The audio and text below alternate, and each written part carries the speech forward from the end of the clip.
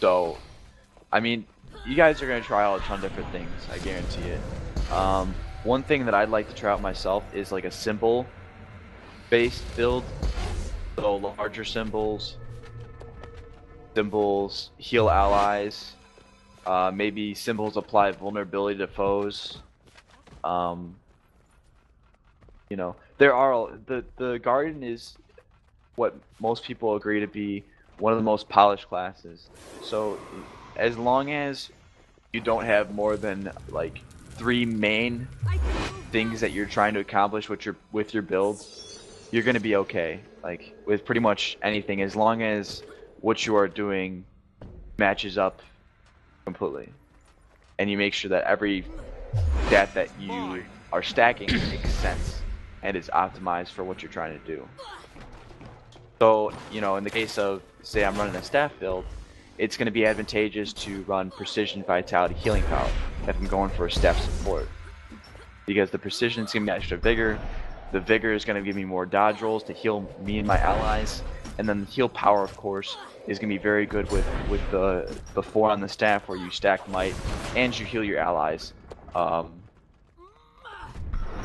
Like I said, altruistic healing just generally does not scale that well with healing power.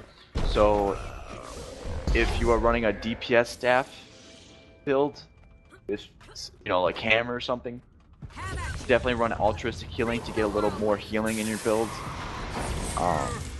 You know, but don't get the idea that altruistic healing is only useful if you're going for a support build, because that's simply not true.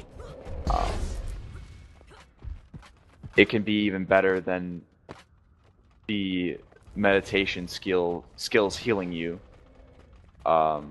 especially with abilities like consecrations like Hallowed Ground, you know, that are awesome. Sanctuary bubbles, I guess, would be another big thing. As you guys know, the ring of warding, the line of warding, the staff and the hammer 5s, those are going to put up a little barrier, a nice little blockade for your enemies. What's even nicer and lasts a little bit longer is going to be your sanctuary. That lasts 6 seconds. If, in fact, you have the Master of Consecrations, which you need 10 in virtues to have, get the 25% more duration. That's going to give you a 1.5 longer on your Sanctuary. So Sanctuary is something else that's really good to rotate if you're running staff and you're trying to stop your enemies from flooding into a keep, from flooding through a gate. But again, in the same way that we rotated Hallowed Ground, you guys are going to have to communicate and rotate your sanctuaries. And can someone throw down Sanctuary real quick? I want to test out if this was a light field, because it looks like a combo field. Okay, so see, it is a combo field, but again, it doesn't state it. So realize that while your enemies are running into your bubble, you can stack retaliation,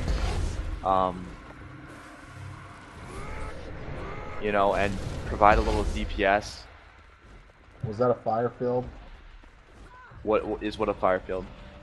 The sanctuary. No, it's a light field. Okay. And then realize also that, you know, any marks or symbols that are placed in there, you can throw down your wolf finishers to provide a little bit of AoE condition removal.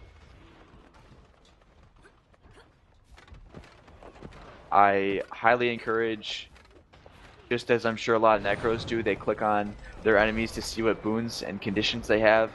You're going to want to click on your allies and see what conditions they have. And if they do have conditions that you think can be converted to something useful, and you're in a position to pop your shout, you know, because you need a little extra buffing, then, you know, do that. Having awareness of the people's conditions around you is going to help you a lot in providing much needed support for the people around you.